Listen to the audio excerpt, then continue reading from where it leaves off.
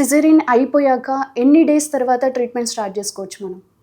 Usually pre requisite ఏంటంటే అండి, we advise them if ఒకవేళ టమ్మీ టక్ చేయించుకోవాలి అని కనుక ప్లాన్ ఉంటే, so what we tell them is surgery చేయించుకోవాలనుకుంటే ఒకటే ఇంపార్టెంట్ థింగ్, మీరు should have completed your family.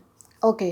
So once అంటే ఇంకా తర్వాత ఫ్యూచర్లో ఫ్యామిలీ ప్లాన్ ఏం చేయట్లేదు అనుకున్నప్పుడు this is a good time to go ahead. And usually after the last pregnancy or delivery అయిన తర్వాత మినిమం ఒక 1 to 2 years వెయిట్ చేస్తే బెటర్.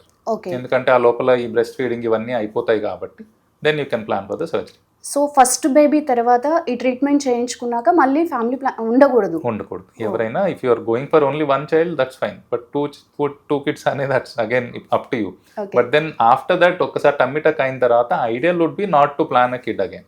ఎందుకంటే మళ్ళీ ప్రెగ్నెన్సీ వస్తే మళ్ళీ స్ట్రెచ్ అవుట్ అవుతుంది. అఫ్ కోర్స్ నాకు బెనిఫిట్ అవుతుంది, ఇంకోసారి సర్జరీ చేయొచ్చు, బట్ వాళ్ళకి it will be loss again. Okay. So side effects ఏమైనా ఉంటాయి అంటారా? Surgery is a very safe surgery అండి. మోస్ట్ ఆఫ్ ద టైమ్స్ ఇండియాలో అంటే ల్యాక్ ఆఫ్ అవేర్నెస్ అవ్వచ్చు. రైట్.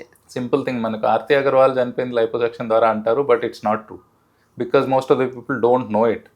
తనకు అయింది వేరే surgery, bariatric surgery, but not liposuction or tummy tuck. మనకు తెలియక ఇది ఆపాదించడం అంటారు చూడండి, వేరే దానికి అయింది కాస్మెటిక్ సర్జరీకి ఆపాదించి this has got a bad name అంతే. రైట్. అలా అనుకుంటే ఎన్టీఆర్ గారు చేయించుకున్నారు, హీస్ వెరీ హెల్దీ. అదే అండి, అంటే తనకి వేరే సర్జరీ అయిందన్న, అది I don't know the exact surgery ఎలాంటిదని, బట్ అంటే ఇప్పుడు డెత్ అయినప్పుడే దాన్ని హైలైట్ ఎక్కువ చేస్తారు. మంచిది అయినప్పుడు ఎవరు ప్రమోట్ ఎవరు చేయరు, మంచిగా అయిన దాన్ని ఎవరు they always try to hide it. But then ఏదైనా కాంప్లికేషన్ వస్తే దాన్ని దీనికి అటాచ్ చేసి ఇప్పుడు దానివల్ల బ్యాడ్ నేమ్ వచ్చేసింది కాస్మెటిక్ సర్జరీ. అంటే it's a very safe surgery. Tummy tuck అనేది అంత కాంప్లికేటెడ్ కూడా ఏం కాదు.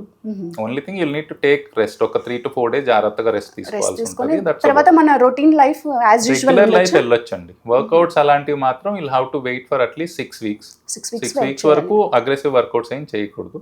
వాకింగ్ అలాంటివి ఒక 3 weeks తర్వాత స్టార్ట్ చేసేసుకోవచ్చు.